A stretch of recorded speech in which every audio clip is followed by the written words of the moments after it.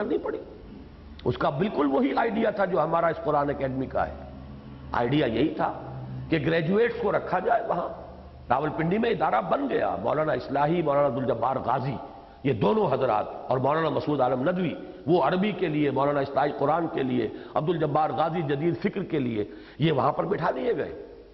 لیکن اس کے بعد جب پولیٹیکل موومنٹ شروع ہوئی تو اب ضرورت تھی، ہر پیسے کی ضرورت تھی کہ اسی میں جھونک دیا جائے، ہر شخص کی صلاحیت کی ضرورت تھی کہ اسی میں جھونک دی جائے، لہذا وہ بستر لپٹ گیا۔ We couldn't spare۔ اب افراد کو سپیئر کریں، پیسہ اپنے فنڈز میں سے کچھ حصہ اس کام کے لیے لگائیں، تب وہ کام چلے گا نا۔ یہاں یہ ہے کہ ہر مرحلے پر معلوم ہوتا لائف اینڈ ڈیتھ ایشو آ گیا اب جو ہماری سیاسی مہم ہے اس موڑ کے آگے منزل ہے، تو یہ موڑ انتہائی خطرناک ہے، لہذا اس کے لیے جو بھی کچھ ہمارے پاس ہے سارا اسی کے اندر ہمیں جو ہے جھونک دینا پڑے گا۔ تو یہ ہے اصل میں بات سمجھنے کی، اور سب سے بڑا یہ مسئلہ کہ نتیجہ کیا نکلا، گویا جن لوگوں کے ہاتھوں کو مضبوط کرنے میں ملک و ملت اور دین و مذہب دونوں کی بھلائی تھی، غلط حکمت عملی کی بنا پر انہی کو دشمنوں کی صف میں لا کھڑا کیا گیا، اور اسلام کو سیاسی میدان کا ایک مسئلہ بنا کر اسے اپنے بہترین بہی خواہوں کے سرپرستی سے محروم کر دیا گیا۔ کاش کہ مولانا مودودی سمجھ سکتے کہ انہوں نے اس طریقہ کار کو اختیار کر کے اسلام کی راہ میں کیسے کانٹے بو دیے تھے۔ مذہبی سیاست کے اس میدان میں اولاً مولانا مودودی نے تنہا اپنے اور اپنی جمعیت کے زور بازو کے بل پر چلنے کی کوشش کی۔ یہ بہت اہم ہے، یہ جملے ذرا نوٹ کیجئے اس کو۔ یہ تو یوں کہیے کہ در مدح خود بھی گویم والی بات نہ سمجھے کہ میں اپنی تعریف کر رہا ہوں، لیکن یہ کہ واقعتاً یہاں پر یہ کوزے میں دریا کو بند کرنے والی بات ہے، یہ بہت اہم بات ہے جو آ رہی ہے۔ جماعت کی پاکستان کے اندر ابتدائی جو اس کے سال ہے تقریباً 20 برس، اس کے جو 3 سٹیجز ہیں اس کو بڑی خوبصورتی سے یہاں پیش کیا گیا۔ مذہبی سیاست کے اس میدان میں اولاً مولانا مودودی نے تنہا اپنے اور اپنی جمعیت یعنی جماعت اسلامی کے زور بازو کے بل پر چلنے کی کوشش کی۔ خود اعتمادی اتنی تھی، اور وہ در حقیقت یہ محسوس کر رہے تھے، اصل میں یہ پہلو بھی سمجھ لیجئے، جو ایک جزوی حقیقت تھی۔ ان کا تجزیہ یہ تھا کہ پاکستان بنایا مسلم لیگ نے، مسلم لیگ کے پاس پاکستان کے مستقبل کے لیے کوئی نہ خاکہ تھا نہ پروگرام تھا، لہذا ایک قیادت کا کام ختم ہو چکا ہے اور اب قیادت کا خلا ہے۔ قیادت کا خلا جو پاکستان میں پیدا ہو گیا ہے، کوئی جماعت، کوئی منظم گروہ اگر اسلام کے حق میں جو فضا جو ہے وہ پاکستان کا مطلب کیا، لا الہ الا اللہ کے حوالے سے اس نعرے کی وجہ سے جو پیدا ہو چکی ہے، اس کو ذریعہ بنا کر اسے ایکسپلائٹ کر کے اگر ایک دفعہ قیادت پر قابض ہو جائے تو پھر سارے وسائل حکومت کے اس کے ڈسپوزل پر ہو گئے، پھر ذہنی اور فکری انقلاب پھر کر لیں۔ وہ جو پہلے یہ تھا کہ پہلے یہ کرو، ذہنی، فکری، عملی، اخلاقی، پھر ہوگا، تو اب اگر حکومت کا موقع مل رہا ہے تو حکومت ہاتھ میں لو، اور پھر وہ مسائل اور ذرائع، پورا ایجوکیشنل سسٹم آپ کے پاس ہوگا، ذرائع ابلاغ آپ کے پاس ہوں گے، ریڈیو آپ کے پاس ہوگا، تو آپ پھر لوگوں کے ذہن اور فکر کو بدلنے بار میں۔ جزوی طور پر بات صحیح تھی، اس معنی میں کہ قیادت کا خلا پیدا ہو گیا تھا پاکستان میں، لیکن جو چیز وہ نظر انداز کر گئے وہ عمرانیات کا یہ بنیادی اصول ہے کہ کسی معاشرے کے اندر قیادت کا خلا ہو جاتا ہے، نظام کا خلا نہیں ہوتا۔ جاگیردارانہ نظام تو موجود تھا یہاں، لہذا اگر ایک نیشنل لیڈرشپ ہٹی ہے تو اس میں سے نیچے سے جو نکلیں گے وہ تو وہی جاگیردار آئیں گے، نظام تو نہیں بدلا نا۔ چودھری کو ووٹ دے گا، ارائی کو ووٹ دے گا، جاٹ کو ووٹ دے گا، راجپوت کو ووٹ دے گا، یہ تو برادری سسٹم۔ جہاں چھوٹے چھوٹے زمیندار ہیں وہاں برادری سسٹم، جہاں بڑے بڑے زمیندار اور جاگیردار ہیں وہاں تو ان کی طاقت ہے ہی ہے، بیچارہ ان کا جو وہ ہاری ہے یا جو ان کا وہ کمی کاری ہے وہ کہیں ان کے خلاف ووٹ دے سکتا ہے۔ جہاں سرداری نظام ہے بلوچستان میں وہاں کوئی سردار کے خلاف کوئی بلوچ ووٹ دے سکتا ہے۔ تو یہ خلا جو پیدا ہوا وہ صحیح تھا، لیکن نظام کا خلا نہیں تھا، وہ ایک قیادت کا خلا تھا۔ اب جو قیادت ابھرتی وہ وہیں سے ابھرنی تھی، وہیں سے ابھری۔ نتیجہ یہ ہوا کہ یونینسٹ پارٹی کے طرز کی ریپبلکن پارٹی پاکستان میں بن گئی۔ ریپبلکن کا کانسیپٹ بالکل وہی تھا جو یونینسٹ کا کانسیپٹ تھا۔ تو یہ تھی غلطی۔ تو 50% بات صحیح تھی ان کو آبزرویشن کے خلا ہے اس وقت ویکیوم. ایک ویکیوم پر کرنے کے لیے جو اصول ہیں دنیا کی سیاست کے، تو پولیٹیکل سائنس کے، انہی اصولوں سے کوئی چیز آتی ہے نا. آپ کیسے آ جاتے ہیں؟ تو کون میں خامخواہ؟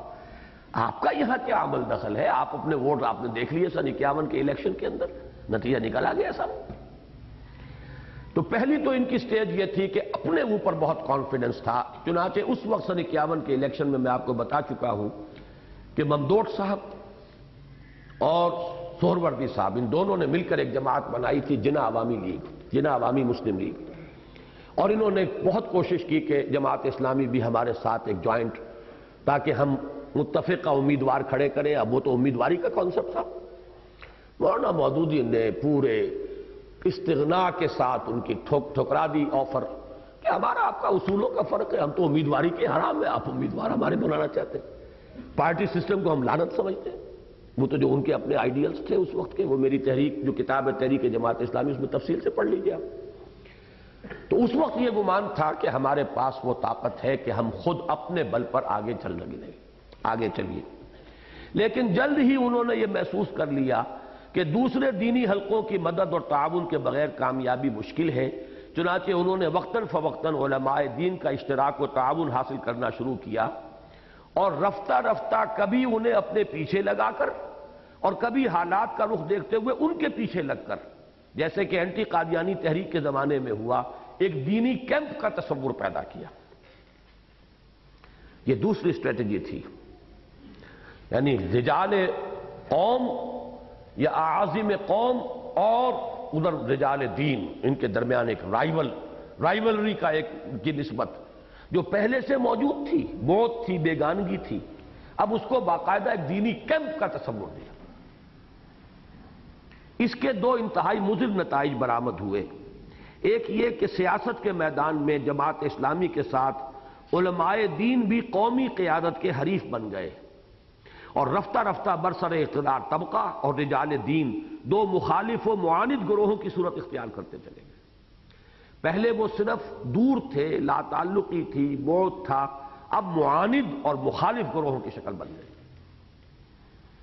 اور دوسرا یہ کہ مولانا مودودی اور جماعت اسلامی کو جدت پسندی اور اثر تاپیر متحرک متجددیت اور قدامت پرستی اور سراپا جامد مذہبیت کے مابین ایک امت وسطیٰ کی پوزیشن کو ترک کر کے کلیتاً قدامت پرستی اختیار کرنی پڑی. علماء کا ساتھ دینا ہے تو پھر انہی کا رنگ جو ہے مذہب کے وہی تصورات اختیار کرنے پڑیں گے. وہ جو ایک بیچ کی پوزیشن تھی، اس سے گویا کہ جماعت اسلامی نے خود دستبرداری اختیار کی. اور اگرچہ اس کی بنا پر بہت سے دلچسپ تضادات ظہور میں آئے، مثلاً یہ کہ ایک شخص اس شخص کو جو تنہا اپنی ذات پر بھی فقہ حنفی کو پوری طرح نافذ کرنے کو تیار نہ تھا، بلکہ اس میں اپنا عقول لگانا ضروری خیال کرتا تھا، یہ موقف اختیار کرنا پڑا کہ 10-11 کروڑ افراد کی ایک پوری قوم پر صدیوں پیشتر کی مرتب شدہ فقہ حنفی کو جو کا تو نافذ کر دیا جائے. مولانا مودودی تو مقلد حنفی نہیں تھے عثمانی میں، بلکہ یہ کہ وہ کہتے تھے کہ میں جس چیز میں تحقیق کر سکتا ہوں، میری جو رائے بنتی ہے وہ میں اختیار کر لیتا ہوں. باقی یہ کہ جہاں مجھے موقع نہیں ملتا، جتنی میں نے کسی مسئلے کی اہمیت نہیں سمجھی کہ پوری تحقیق کروں، وہاں میں حنفی فقہ پر عمل کرتا. تو گویا کہ پورے مقلد وہ خود اپنی ذات میں بھی نہیں تھے. لیکن یہ کہ اب اس ملک کے اوپر چونکہ یہاں پہ اکثریت جو ہے وہ حنفیوں کی ہے، لہذا وہی صدیوں پیشتر کی مرتب شدہ فقہ حنفی نافذ کر دی جائے، یہ مطالبہ کرنا پڑا. اس سلسلے کا ایک دلچسپ لطیفہ مولانا داؤد غزنوی مرحوم نے سنایا کہ ایک موقع پر علماء کے ایک مشترکہ بیان پر مولانا مودودی نے ان سے بھی دستخط کرانے چاہے، جس میں ایک شق یہ بھی تھی کہ ملک میں فقہ حنفی رائج کی جائے. مولانا داؤد غزنوی مرحوم نے فرمایا، اس پر میں نے مولانا کی خدمت میں عرض کیا کہ کیا آپ چاہتے ہیں کہ اپنے قتل کے حکم نامے پر میں خود دستخط کروں؟ وہ تو اہل حدیث ہیں، فقہ حنفی کے کہاں وہ ماننے والے ہیں. لہذا اب آپ چاہتے ہیں کہ اپنے قتل کے حکم نامے پر آپ مجھ سے دستخط کرانا چاہتے ہیں.